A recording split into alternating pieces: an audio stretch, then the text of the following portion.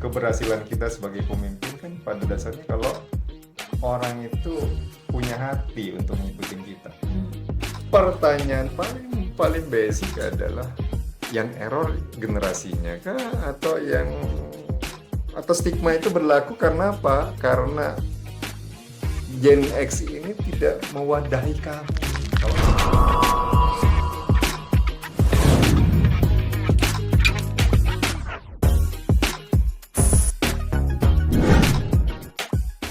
Pak, ini menarik loh Pak. Tadi Bapak ngomongin multikultur ya kan. Terus sekarang udah bukan multikultur lagi ya Pak ya. Sekarang udah ngomongin multi generasi.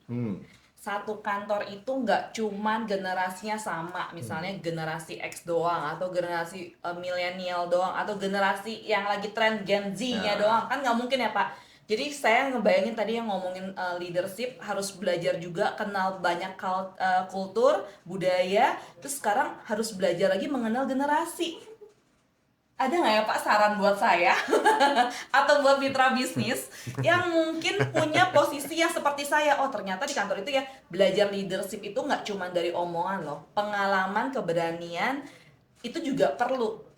Dalam kondisi tersebut yang tadi disampaikan juga multicultural, dan sekarang saya lagi berada di antara banyak generasi. Gimana sih Pak kepemimpinan nih dengan posisi yang kantor variasi generasinya, macem-macem karakteristik generasinya pun sama ya kan Pak? Gimana Pak? Mungkin Bapak menghadapi, mungkin sharing-sharing dikit dong Pak tipsnya ke saya. Sebelum saya jawab pertanyaan Meta, pertanyaannya gini. Yang ngomong baby boomers, yang ngomong X, yang ngomong milenial, yang ngomong situ siapa sih? Nah terus siapa ya? Saya juga jadi penasaran. Oke, Iya. itu mungkin orang-orang ahli di sana yang ada di bidangnya yang memberikan kita pengetahuan bahwa kelompok orang yang lahir dari tahun sekian sampai sekian itu karakteristiknya ini. Oke. Nah, yang menarik itu kan apakah itu sesuatu standar yang baku? Buat saya enggak. Buat saya itu adalah ya sebagai referensi saja bahwa antara misalkan saya generasi X, saya selalu menyebut diri saya itu X-Men. X-Men. X-Men, gitu kan? Ya, jadi X-Men kan ada dua tuh, Iya. senjata rahasianya gitu. Nah, kami tumbuh itu kan di dalam situasi orang tua yang berjuang. Mereka kerjanya bangun tidur, buka toko, nyari duit buat keluarga gitu kan. Ada nggak waktunya buat anak-anaknya? Kayaknya nggak ada deh. Pokoknya gue kasih lu makan, gue kasih lu hidup, kamu harus survive. Nah itu yang membentuk kami kan untuk tumbuh sebagai generasi X. Oh iya. Generasi X itu lebih dituntut harus independen, harus mandiri. Nah pola hidup yang kami jalanin itulah yang membentuk katanya orang-orang, oh daya juangnya lebih hebat, gini. Ya mungkin itu keunggulannya di dalam situasi orang tua kita yang mendidik kita. Nah, saya kebetulan punya 3 nih Gen Z di rumah. Dan mereka lahir pun udah kenal apa itu namanya gadget ya. Iya Pak. Anak saya udah sangat beruntung menurut saya udah pegang apa tuh iPad mini, iPod dan seterusnya. Kalau sekarang kalau ngomong dengan mereka, papa kok bodoh banget sih gini ya nggak bisa gitu. Nah, tetapi yang berbeda itu kan cuma fasilitas pada saat tumbuh ya. Nah, Meta gen apa? Milenial. Milenial. Milenial. Apa stereotip yang di labeling kepada milenial? Milenial apa tuh daya juangnya kurang gitu. Iya. Nggak ada loyalitas, Mut-mutan juga. mut-mutan. Nah, emang generasi saya nggak ada yang gitu. Ya, pasti ada ya Pak sebenarnya ya. Jadi buat saya di setiap generasi stereotip yang diberikan oleh generasi-generasi lain pasti ada di generasi-generasi lainnya kok. Back again, yang menarik itu kan di dalam setiap masa seorang pemimpin, pasti Anda memimpin 3 generasi yang berbeda kok. Hmm. Generasimu, misalkan kayak saya generasi X, ada nggak baby boomersnya? Mungkin ada. Hmm. Ada nggak generasi milenialnya? Pasti ada. Ada nggak generasi Z-nya? Pasti ada zaman. Hmm. Nah, kalau organisasi yang kita pimpin ada minimal 3 generasi, artinya generasi itu hidup. Hmm. Ya. Generasi itu hidup. Yang perlu saya lakukan sebagai pemimpin adalah apa kekuatan dan kelebihan daripada setiap generasi. Misalkan kayak kami nih, Hmm. generasi dinosaurus ya. Yang kami punya apa? Pengalaman. Hmm. Yang kami punya apa? Pengetahuan. Tapi milenial, meta, Gen Z, yang kalian punya apa? Energi yang nggak bisa habis gitu. Hmm. Kan sering ini Pak, patah semangat, nggak semangat, ini back again. Yang kita pimpin siapa? Emang orang generasi saya nggak ada yang patah semangat? Banyak. Tugasnya leader tuh ya Pak kayaknya. Tugasnya leader untuk Oh. menghidupkan setiap insan yang mereka pimpin. Bagaikan pemberi energi di setiap insan. Yes. Itu bagian dari tugasnya Itu leader. tugas leader. Kan bukan robot yang kita pimpin. Benar-benar Pak. Robot juga kalau baterainya habis mati dengan gue ya. Kemarin dengar berita Ah. robotnya bunuh diri Pak gara-gara kecapean Pak. Berarti robotnya udah lagi bertransformasi tuh. Iya. Pak, Kejawab nggak? kejawab. Jadi back again. Sekarang kita diskusikan masalah millennial and Gen Z. Udah muncul nih namanya generasi Alpha. Ya. Kapan generasi Alpha akan masuk di dunia pekerjaan, dunia usaha? Kalau Next 20 years? ya mungkin dia 20 tahun 20 lagi. tahun kemudian, siapa yang jadi pemimpinnya generasi Alpha? Millennial and Atau Gen Z. Gen Z. Kalian akan menyebut mereka generasi apa? Nah, itu Pak. Kalau sekarang Itu tantangannya. iya benar. Mungkin generasi milenial dan Z yang memimpin generasi Alpha nanti akan mengatakan generasi Alpha punya kelemahan. Nah, yang menarik itu ini kan stereotip atau stigma yang selalu dimunculkan oleh generasi yang sedang memimpin atau yang sedang berkuasa. Nah, hakikatnya adalah setiap generasi itu pasti punya kelebihan. Iya, saya setuju itu, Pak. Ngomongin tadi ya, Pak, yang Bapak sampaikan. Memang kayak kita suka dibilangin, apalagi Gen Z. Dia itu strawberry lah, terus mentalnya tempel lah. Siapa sih tadi Bapak bilangnya? Siapa sih yang menentukan ini zamannya, ini rananya baby boomer, ini Gen Z, ini gen apa namanya, milenial, ini alpha. Dan kalau dibilang mereka semua punya karakter yang sama-sama ada, ya pada dasarnya ada ya Pak, pasti ada yang males ya ada yang mudik ya ada, mau generasi milenial, mau generasi Gen Z atau mau generasi baby boomer juga ada. Berarti kalau dipikir-pikir ya Pak, kadang-kadang memang kita kenal hal tersebut di sosial media, khususnya yang tersampaikan di sosial media kadang-kadang itu yang kita serap. Mungkin jadi pembenaran juga ya Pak jadinya ya Pak, sehingga pada bingung nih, kayak kemarin ngobrol, ya sih nggak ngerti nih ngurus apa namanya, kalau jadi pemimpin buat ngurusin Gen Z, nggak ngerti gimana sih cara pikirnya Gen Z itu sebagai pemimpin. Gue kayak udah, kalau bahasanya saya tuh bohwat lah istilahnya, udah capek lah ngurusin si Gen Z. Suka itu Pak yang tergambarkan gara-gara apakah gara-gara iringan sosial media kah atau apa nih Pak menurut Bapak? Jadi kalian, kalau menurut saya sih, konten itu kan pada dasarnya media ya. Kalau sampai generasi X itu kan kami mau belajar atau mencari sesuatu hal yang baru, larinya kemana? Buku. Atau bertanya kepada guru. Ya. Nah, kapan Meta terakhir baca buku? Aduh Pak, kayak saya keseringan baca sosial media ketimbang buku. Itu satu ya. Ini kita ambil aja analoginya yang mungkin seimbang. karena saya terbiasa membaca buku, saya bertanya kepada Meta, kapan terakhir Meta baca buku? Jawabannya ketawa kan? Tapi kalau Meta tanya saya, berapa berapa jam sehari saya ngelihat media sosial, mungkin kamu akan ketawa juga gitu. Oke. Konten yang milenial dan si hari ini Diciptakan. eh, apa namanya sebagai media komunikasinya, saya nggak berani bilang sebagai media belajar, itu kan yang banyak mempengaruhi generasi milenial sama si ya. Nah, pertanyaannya adalah apa tujuannya untuk ngelihat konten? Apakah untuk entertain, habisin waktu, atau mau mencari hal yang baru atau ilmu?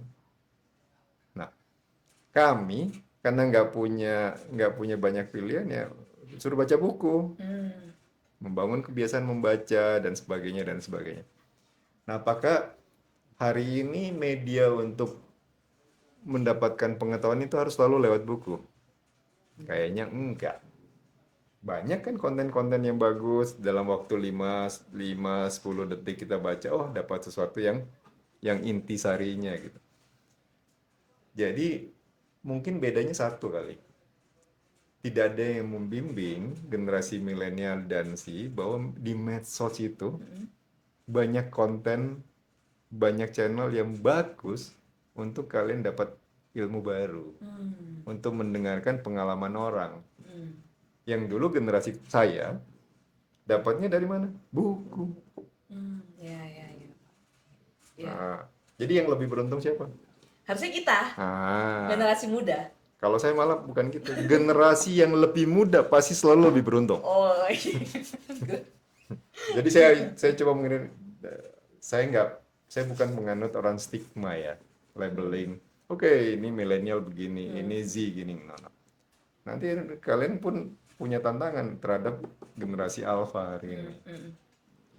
Oke Pak, ini seru banget. Otak saya tuh langsung kayak berpikir kalau di luar sana bingung mimpin si Gen Z yang versinya mau apa orang suka ngomong work from Bali ya kan, mau work from cafe yang maunya semua fleksibel. Iya pada dasarnya si milenial juga mau gitu kan, atau nggak baby boomer juga mau gitu kan. Tapi ya balik lagi, apakah itu ideal dilakukan atau tidak gitu ya Pak? Karena variasi antar generasi itu sebenarnya sama aja, sama kayak kita ngadepin makhluk manusia di luar sana yang mungkin beda kultur, beda situasi, kondisi. Mungkin itu ya Pak yang saya mungkin bisa tangkap dari obrolan kita saat Gini, ini ini nih yang Pak. menarik. Apa nih Pak? Saya mau cari pekerjaan yang work everywhere. Tapi ngambil sekolahnya, sekolah engineer. Yang ujung-ujungnya harus kerja di pabrik. Nah, benar. Oke? Nah, pertanyaan paling basic adalah yang error generasinya kah atau stigma itu berlaku karena apa? Karena Gen X ini tidak mewadahi kami. No. Iya, benar. Yang bukan generasi X-nya yang tidak mewadahi generasi yang muda-muda ini. Tapi apa? Anda salah milih kali ya. Iya. Bisa nggak kita dapat pekerjaan work everywhere? Bisa. Jadi apa? Mungkin kerja di sektor ekonomi kreatif, di pariwisata. Tapi kalau Anda, oke, karena gue sekolah background saya teknik, yang ilmunya ke pabrik, Anda mau minta begitu kan error. Siapa yang jalanin misalnya? Iya bener Pak, bener banget. Ya saya jadi kayak beneran kebuka ya pikirannya. Ya kadang-kadang kita tuh juga harus bijak ya menanggapin sosial media atau stigma yang ada di luar sana. Terus kita mau sesuaiin sama dunia kerja kita, ya nggak selalu benar dengan stigma tersebut ya. Ya benar sih kalau contohnya tadi kuliahnya engineer, terus mau kerja dimanapun ya nggak mungkin, nggak cocok. Ya kan Pak, istilah ulekan itu harus sama cobeknya ya Pak. Nggak mungkin tiba-tiba cobeknya di mana, ulekannya di mana, nggak Gue berfungsi. juga mau loh sebagai prestir walk everywhere gitu. Ntar gue mau sampein ke pemegang saham Aditama deh, Pak, I wanna walk everywhere. May I? Aduh. Nah, tuh perpisah berarti pada dasarnya semua generasi ya dibilang dibeda-bedakan kok, ikan itu juga kadang-kadang stigma yang ada pada dasarnya. Sebuah kebutuhan generasi itu ya ada yang seorang pemimpin lihat itu yaitu kebutuhan masing-masing individu lagi ya Pak ya, bukan Yes. ngomongin generasi sebenarnya ya Pak. Saya sih memahami itu ya. Penganut itu saya. Oke. Saya penganut mazhab itu. Nah, Pak, kita udah ngomongin, ngebayangin ternyata, oh oke, saya jadi kayak dapet ahanya nih gara-gara kita Hmm. ngobrolin ini. Pak, inget nggak Hmm. Pak, kita itu di Aditama Finance pernah ngambil vote suara Bapak terkait leadership part 1. Hmm. Inget nggak Pak? Tahun berapa? Kayaknya waktu COVID ya. Iya. Nah, waktu COVID. Nah, itu lagi stres-stresnya saya. Ini gimana mimpin Aditama ngelewatin Hmm. ketidakpastian. Ya, kalau saya stres biasanya ngambil buku, baca. Tapi karena jam kerja, ya jalan aja sambil ngerekam suara saya sendiri. Di jalan ada Ya. suara kendaraan. Tuh kalau misalnya mitra bisnis penasaran ya, gambaran leadership versi Pak Awang yang di momen COVID itu boleh lihat di link sebelah sini. Nanti boleh didengar. Ketidakpastian itu yang Pak Awang sampaikan. Leadership itu kalau saya ingat ya Pak, itu kalau saya nggak salah itu di tanggal 13 Agustus 2020 Bapak rekam. Sekarang itu kita Agustus juga 2024, jadi itu udah 4 tahun 4 yang tahun lalu ya. Pak. Wow. Wow. Nggak tahu relevan nggak? Masih relevan nggak? Masih Terbukti relevan nggak? nggak? Masih terbukti nggak? Boleh di komen loh mitra bisnis. Kalau misalnya ternyata, oh ketidakpastian sampai saat ini juga ketidakpastian itu saya masih galau Pak, gitu kan? Boleh di komen nanti Coach Awang atau Pak Awang bisa bantu komen. Nah Pak, di leadership yang versi 13 Agustus 2020 Nah, itu Bapak ngomongin DNA kepemimpinan. DNA kepemimpinan di masa COVID, Pak. Nah, DNA kepemimpinan yang Bapak mungkin bisa lihat selama 4 tahun itu masih berubah nggak sih DNA kepemimpinan oke, jadi menurut Bapak? kepemimpinan itu kan harus adaptif. Waktu mungkin ya saya ngerekam di era COVID tahun 2020 itu kan yang kelihatan ke depan. Ini harus ada orang yang pimpin kan. Dan gaya kepemimpinan itu pada saat itu harus tegas. Semua orang ngeliat gelap, nggak tahu ujungnya kapan. Jadi situasi di dalam ketidakpastian yang sangat besar, harus ada orang yang di depan memberi harapan, memberi energi, membangun satu jiwa, Pak. Ayo kita harus bergerak semuanya karena ini urusan hidup mati kita gitu. Energi yang Bapak tadi ceritain di awal ya. Energi itu harus dimunculin, apalagi di dalam situasi yang krisisnya gila kan pada saat itu. Nah, kalau saya bilang oke, tergantung si A, tergantung si B, semua orang nggak tahu kok mau kemana. Jadi apa? Ya harus ada sosok yang ada di depan. Nah, siapa ya? Ya harus kita yang sebagai pemimpin itu harus tampil, berbagi. Masalah keputusan yang kita ambil hari itu apakah benar atau salah, nggak ada yang bisa pastikan ini benar, ini salah, nggak akan ada. Nah, waktulah yang akan membawa kita bahwa kemarin kita belajar salah ngambil keputusan mengenai ini nih. Yaudah, kita ngambil sebagai pelajaran. Nah, hari ini dalam kondisi yang sangat berbeda, krisis sudah lewat, semua orang berbicara kembali kepada yang normal. Ada lagi nih namanya global politik ekonomi, di mana ada peperangan, ada perlombaan kekuasaan, itu different game lagi. Different. Nah, kalau Meta ingat, sebelum COVID itu ada 4 huruf yang sangat tren pada saat itu. VUCA. Fuka. Fuka. Semua orang ngomongin Fuka. Fuka. Nah, pertanyaannya kemana si makhluk VUCA ini hari ini? Nah, Oke, itu kan hal-hal yang ternyata VUCA pun harus udah ada di dalam diri kita sebagai profesional. Selalu akan ada namanya velocity, uncertainty, complexity, ambiguity, itu udah hidup kok, ya. udah hidup. Jadi hari ini ya harus lebih paham bahwa sedang terjadi perubahan levelnya malah global. Apa dampaknya terhadap nasional, apa dampaknya terhadap industri, apa dampaknya terhadap Aditama Finance. Oke. Gitu. Jadi seorang leadership itu yang tadi saya mungkin kilas ya Pak. Tadi kan harus tahu timnya itu harus tahu tujuannya tuh kemana. Kalau tahu tujuannya kemana, energinya jadi sama ya Pak. Ya. Visinya apa, misinya apa, tujuannya udah jelas, terus tinggal kita hidupkanlah energi-energi di tiap masing-masing. Mau generasi apa, pada dasarnya itu sesuatu hal yang sama. Energi yang dibangun itu adalah harus yang sama. Pak, saya mau tanya. Tanya. Tanya, boleh ya Pak? Boleh, nggak bayar. Nggak bayar.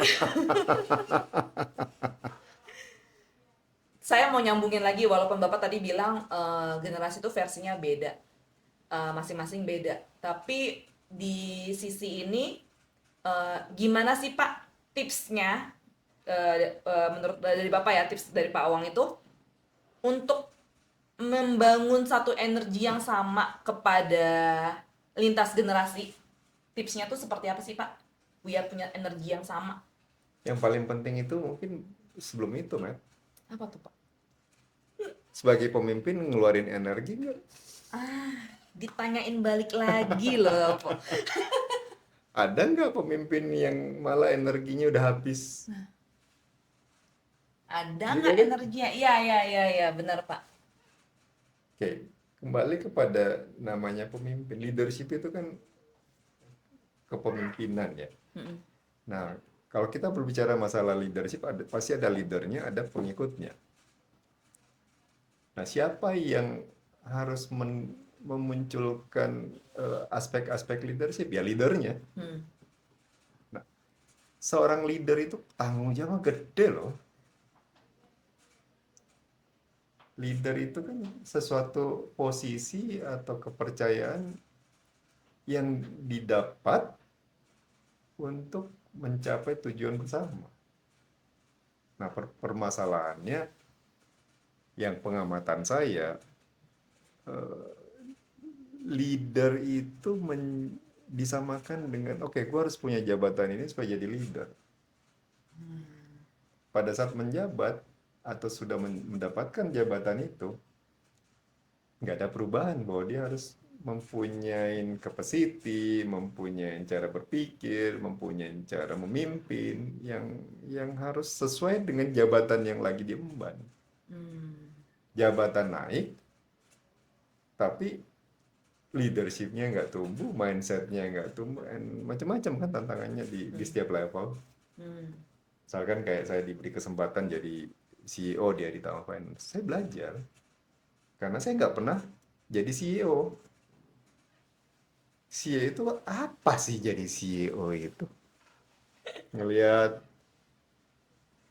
CEO yang pernah memimpin saya, oh kelebihannya ini, kelebihannya ini, kelebihannya ini. Cari di luar, ketemu dengan orang-orang profesional, mentor, ketemu, bertanya, berbagi, membaca buku. Oh, kesamaan daripada di level ini apa gitu. Dan tantangannya adalah waktu kita mendapatkan promosi ke satu jabatan tertentu, transisi kita untuk melepaskan kebiasaan lama itu kan juga butuh waktu, butuh usaha. Nah itu, memimpin Aditama Finance mungkin akan berbeda kalau memimpin industri lain atau perusahaan lain, beda. Di sini kan anak-anaknya baik-baik semua, energi semua. Kadang ditegur cemberut atau apa, ya itulah hakikat keluarga. Ini kan keluarga besar. Ya. Ini pertanyaannya tadi Pak Awang bilang tuh menarik. Leadernya tuh punya energi nggak, ya kan Pak? Ya. Iya. memang kadang-kadang kalau saya balik lagi ya Pak, dengan ngobrol begini saya juga jadi belajar banyak nih tentang leadership, eh, dengan variasi yang mungkin bagi saya si milenial yang ngeliat itu sebagai stigma, oh ngikutin secara nggak langsung otaknya juga terpatok-patok nih Pak, terbenderakan, terlabelkan Hmm. gitu. Padahal sebenarnya orang suka bilang, oh saya mau jadi leader. Udah jadi leader, nggak tahu tugas leader tuh apa, bagaimana Nah, dia mau jadi punya energi positif buat anak-anaknya biar satu jalan sama tujuannya. hmm, Itu pertanyaan besar sih bagi semua leader mungkin, apakah kamu punya energi seorang leader gitu ya.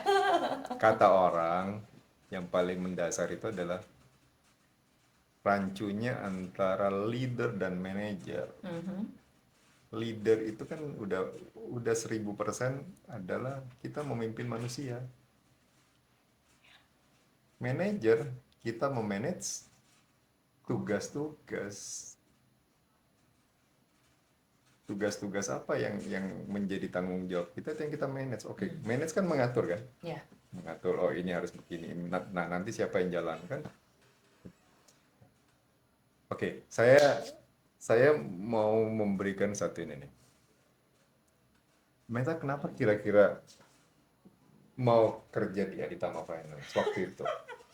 Nah, Oke. ini tugas pertama seorang leader. Kenapa Meta mau kerja di Retail Nah, Finance? padahal waktu itu kamu ada di Negeri tetangga sebelah. 3 gedung dari Aditama Finance, big names, Ya. grup besar, nggak ada apa-apanya Aditama Finance kalau dibandingin tetangga kita. Awal mulanya saya pindah ya karena eh, jadwal kerjanya lagi nggak sesuai aja Pak, Oke. ya terlalu sering keluar kota gitu kan. Terus pas nyampe ke sini saya pikir ya udahlah jadi mengisi aja, mengisi waktu. Oh ya udah kita udah resign, kita ngisi waktu nih, misalnya belajar sambil lihat lagi rencananya ke depan seperti apa. Tapi saya ternyata lama Pak dia di Taman Hmm, Finance. tuh itu kan dari Meta ya. Ya. Kira-kira kami tahu nggak waktu di interview itu Hmm. bahwa Meta lagi nyari pekerjaan yang waktunya lebih fleksibel dibandingin perusahaan yang dulu. Ya. Oke, kami tahu. Oh ya. Tapi Hmm. karena kalau alasannya cuma itu, apakah kami mau menjadi tempat penampungan anak? Iya. Enggak. Hmm. Sehingga kami harus meyakini Meta ini punya potensi apa ya? Hmm. Sehingga meyakinkan Meta untuk mau bergabung di Aditama. Jadi di dalam proses interview itu pun, proses perkenalan itu pun, setelah kami punya kecocokan dengan Meta, kami harus jualan secara implisit tentang Aditama Finance kepada Meta. Poinnya apa di dalam konteks ini? Bagaimana mendapatkan pengikut baru? Hmm. Kalau saya sebagai leader nggak punya pengikut, am I leader? No. Jadi harus ada orang yang ngikut kita sehingga kita bisa menjadi pemimpin. Hmm. Kalau jabatannya doang ada jabatan gitu, Hmm. nggak ada orang yang ikut kita. Kita pemimpin nggak? No. Wow. Nangkap ya. Iya Pak, Jadi menarik. menurut saya yang paling awal itu yang harus dilakukan adalah rekrutmen follower. Kayak kalian kan Hmm. seneng kan kalau punya akun medsos, Hmm. kalau followermu nambah, wow gitu. Nah, ini tantangan nih buat generasi milenial, buat generasi Gen Z. Gimana kamu merubah dunia mayamu, dunia sosialmu ke dunia real, profesional? Makin banyak orang yang percaya dengan kamu, makin banyak orang yang jadi followermu di dunia profesional, kamu menjadi orang yang lebih baik dan berhasil nggak? Hmm. I think so. Nah, ini dunia kita menurut saya agak kebalik-balik. Dunia internet, dunia maya, medsos, whatever yang kita sebut hari ini, belajar dari mana sih? Atau ngembangin ide itu dari mana sih? Dari dunia keseharian yang dibuatkan platform sehingga orang tidak perlu bertemu secara fisik. Hmm. Oke. Nah, saya tantang diri saya tantang Anda semua. Anda disebut the real success pada saat Anda bertransaksi, Anda bekerja di dunia nyata kan. Iya. Hmm. Nah, kita tarik kembali tuh apa yang disuntik oleh dunia-dunia medsos ini ke dunia sehari-hari. Iya. Oke Pak, menarik banget. Kalau followermu banyak di medsos senang. Nah, Kenapa kamu nggak mengatakan kalau customer saya hari ini lebih banyak, kamu senang juga? Sama nggak? sama, bener, bener sama. Wow, luar biasa. Aduh, aku langsung berpikirnya udah mulai banyak loh Ya sorry ini pembicaraan ini. provokatif aja, provokatif. Tapi menarik Pak, menarik banget. eh saya juga jadi mikir gini, kan kasihan ya kalau misalnya generasi terjebak sama stereotip yang ada di luar sana. Terjebak sehingga mereka dipandang mungkin sebelah mata. Tadi ngomongin rekrutmen ya Pak. Kayak misalnya saya mikir sebagai TPA. Ternyata kan enggak, Bapak lihatnya dari sisi yang lain. Seorang leader ngeliat dari sisi yang lain, melihat sosok anak ini punya kemampuan di mana, diolah, dikembangkan sama leadernya sampai dia jadi seorang leader lagi gitu kan. Nah, kalau misalnya di luar sana terjebak dengan stereotip yang ada, terus kita sebagai pekerja atau sebagai leader juga terjebak, kan kasihan ya Pak, generasi yang dibuat seolah-olah mentalnya nggak kuat, nggak bisa menghadapi apa-apa, generasi strawberry lah, tempe apa segala macam itu kan kayak jadi sesuatu hal yang nggak baik gitu loh, dan itu mengganggu eh, cara kepemimpinan juga kan Pak, kalau misalnya si orang pemimpin itu terjebak. Gimana sih Pak menurut Bapak ya Pak, bantu dong Pak teman-teman di luar sana yang mungkin terjebak sama stereotip yang ada sehingga mereka nggak berkembang gitu Pak sebenarnya jadinya. Kalau menurut saya yang paling penting itu adalah semua orang itu kan harus tahu mau kemana. Tujuannya kan harus jelas. Misalkan paling gampang kan semua orang pengen kaya. Nah, benar. Apakah definisi kaya itu harus punya duit triliunan, uang cash triliun, atau kaya itu harus punya aset triliunan, atau kaya itu kalau saya udah bisa berkontribusi kepada sosial, eh, menjadi pembicara, menjadi motivator, menjadi konsultan. Definisi sukses dan kaya itu kan beda ya. Nah, kebanyakan orang ini tidak punya waktu atau mungkin takut mikirin gue mau kemana ya, dan berlindung kepada apa namanya, kepada ungkapan-ungkapan hidup itu ngalir aja lah seperti air. Air pun tahu tujuan loh. Meta percaya nggak air itu punya tujuan? Iya, karena kan dia turun ya Pak ngikutin. That's the point. Bahkan air pun tahu tujuannya mau kemana. Aduh, malu nih kalau jadi malu kalau misalnya ditanya tujuan kamu apa, kalau nggak bisa jawab, aduh saya jadinya ya. Nah, ya kalau kita lebih kepada religi, kita menyebut bahwa kita orang-orang yang punya agama. Nah, di setiap agama menurut saya kan ngajarin bahwa manusia ada di dunia itu pasti punya tujuan dari sang penciptanya. Tapi banyak yang tidak mau mengafirmasi, oke, tujuan saya ada hari ini itu adalah untuk apa sih? Apakah misalkan kayak saya, tujuan saya untuk menjadi inspirasi bagi orang lain, menjadi saluran berkat buat orang lain gitu. Nah, itu membuat energi itu muncul day by day. Kenapa kok saya sabar banget handle manusia kayak Meta gitu, atau teman-teman yang lain, atau teman-teman yang kenapa seneng gitu, oh anak ini sekarang udah mampu menjadi pemimpin, oh anak ini bandel, ini gimana ya cara handle-nya. Meta udah punya anak kan? Sudah, Pak. Oke. Jadi menjadi pemimpin itu ada juga tugasnya sebagai orang tua, ngasuh. Hmm, Nggak ada satu orang tua pun yang mau lihat anaknya gagal kan? iya. Sama.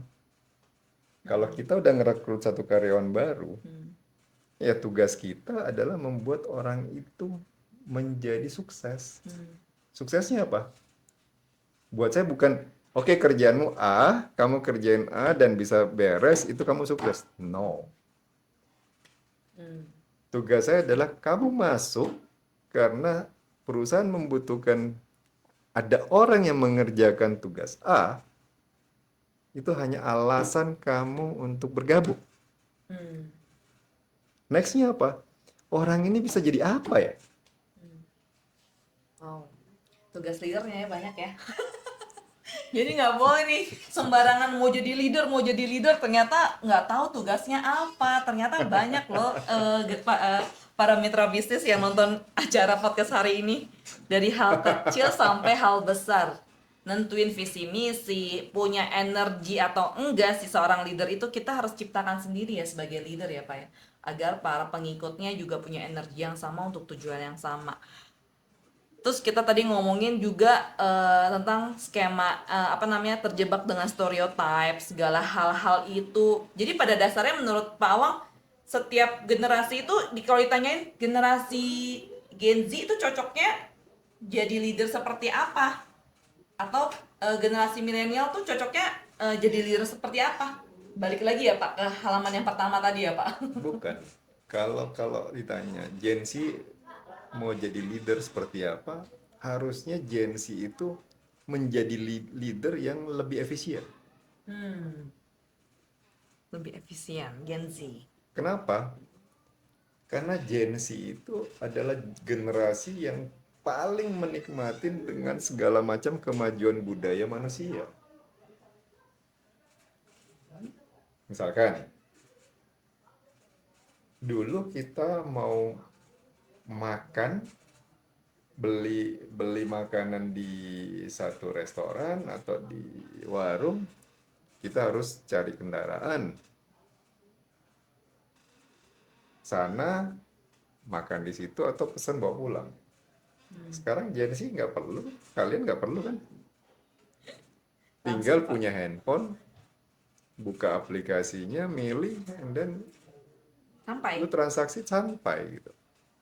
Ini itu yang maksud saya itu menjadi tantangannya mungkin adalah gimana milenial dan Gen Z ini sudah harus punya keyakinan bahwa kepemimpinan kalian harus kepemimpinan yang jauh lebih efisien daripada kami kan. Nah, harus jauh lebih efisien daripada Generasi generasi kami. generasi. Kenapa? Kalian udah begitu fasih menggunakan semua media ICT, berinteraksi lewat handphone, whatever yang ada sekarang teknologi komunikasi, kalian luar biasa kok nikmatinnya. Nah, mitra bisnis, Pak Awang ini banyak juga nulis blog ya Pak, blog-blog. Bukan nulis blog, saya Apa tuh? punya personal blog. Jadi latar belakangnya gini, saya pernah dipinjemin satu buku sama ipar saya, dan ternyata buku itu juga dia dapat dan dapat pinjaman juga dari teman-teman di sekolahnya dia. Bukunya sangat tipis dan sangat menarik. Ada satu kalimat yang membuat saya terinspirasi bahwa membaca itu adalah belajar yang paling murah, sehingga kesalahan orang lain yang kita baca di dalam satu buku tidak perlu kita alami. Oke? Karena bukunya mungkin 800 halaman, 1000 halaman, 100 halaman, pasti ada satu hal yang bisa kita ambil sebagai pelajaran hidup. Pelajaran hidup yang paling mahal itu adalah pengalaman orang lain. pengalaman itu biasanya sakit sih waktu jalanin. Nah itu yang saya selalu ingat dan terinspirasi karena buku itu termasuk buku imajiner dari seorang pengusaha farmasi. Karena anak-anaknya masih kecil, dia menuliskan values-nya dia supaya terdokumentasi, supaya anak-anaknya kalau mungkin dia tiba-tiba meninggal, anak-anaknya mendapatkan warisan daripada values atau pengalaman hidup daripada si bapak ini. Nah, saya mencoba menurunkan itu kepada 3 anak saya dengan bercerita dan bercerita dan bercerita. Di satu titik saya dapat inspirasi dari teman di perusahaan sebelumnya yang dia menulis di personal blog. Baca tulisan, oh ya idenya bagus juga ya. Nah, di malam hari deh, saya ingat banget, malam hari antara jam 10 jam 12 malam saya buatlah blog saya itu. Tujuannya untuk apa? Untuk ngitip pemikiran-pemikiran saya di dalam blog itu, Coach Awang WordPress lah, mumpung gratis kan. Caranya gimana dulu, ya pokoknya jadi aja buat. Nah, dan tujuannya itu, apakah anak-anak saya baca? I don't know. Ya akhirnya yang namanya teori ya selalu harus dimulai. Ya lama-lama makin reguler saya nulis dan dapat inspirasi. Kenapa gue nggak tulis? Nulis itu asik juga kan, ngasah otak biar gue nggak pikun gitu kan, dapat inspirasi. Tadi habis baca buku, dapat pengalaman di dalam satu hari bekerja, ketemu dengan orang, ketemu dengan banyak isu-isu, ya akhirnya mendapatkan ide ya ditulis itu tulisan-tulisan pendek. Ya saya nggak nyari followers. Nggak nyari followers ya. Tapi kalau misalnya kayak saya gitu kan tahu, terus saya suka baca juga Pak. Itu ternyata sebenarnya awal mula buat 3 anak Bapak yang generasi ini ya Gen Z ya. Wah, saya beruntung nih walaupun nggak ada di kakak ya kan.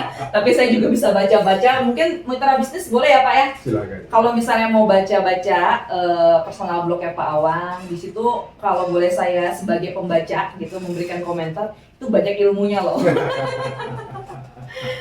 Belum pernah dengar kan ngomongin segitiga kepemimpinan. Nah, kalau mau tahu boleh tuh cek-cek lagi di situ. Nanti kalau misalnya mau dibahas di komen aja, boleh dong Pak dibahas segitiga pemimpinannya apa. Nanti kita panggil lagi, jadwalin juga ke Pak Awang. Pak Awang mau nggak nih kita mau bahas lebih detail lagi? Boleh ya Pak? Boleh. Oke Pak, thank you banget Pak, makasih banget. Sami-sami. Deg-degan saya udah kan. Oke, sebelum mungkin di ujung ini, bisa nggak semua orang jadi pemimpin? Oke, ada 2 hal ya yang saya fokuskan. Bisa nggak generasi Z itu jadi pemimpin? Generasi milenial jadi pemimpin? Jawabannya bisa. Semua orang sih jadi pemimpin. Belajarlah memimpin diri kita sendiri dulu dan mempersiapkan diri kita untuk memimpin orang lain. Pada saat kita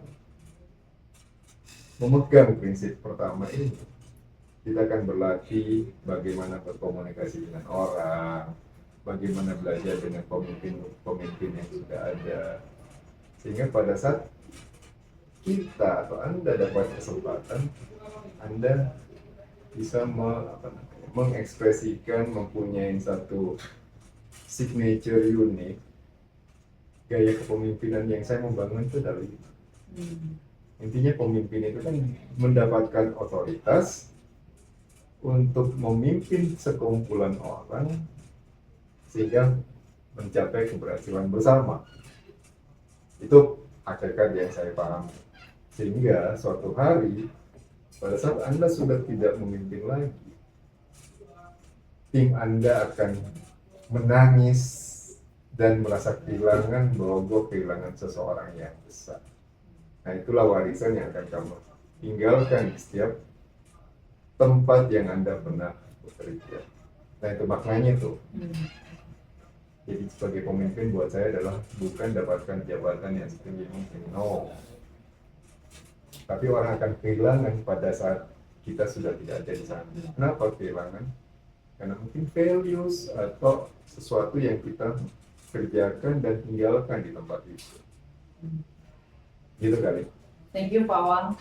Thank you. Saya keluar dari ruangan ini saya mau jadi mengubah si Meta yang tadi gitu kan jadi Meta yang lebih berenergi lagi. Semoga mitra bisnis di luar sana, Bapak Ibu semuanya, teman-teman generasi antar generasi bisa terinspirasi dalam podcast kita hari ini.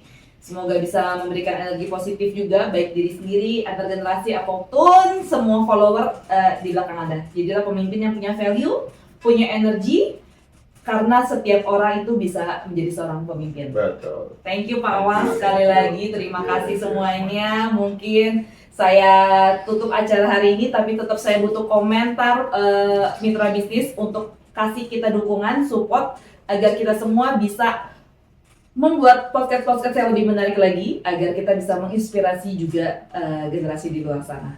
Oke, kalau gitu saya pamit. Kalau gitu, pamit Pak Wang. Terima kasih semuanya. Salam Partnership Go Together.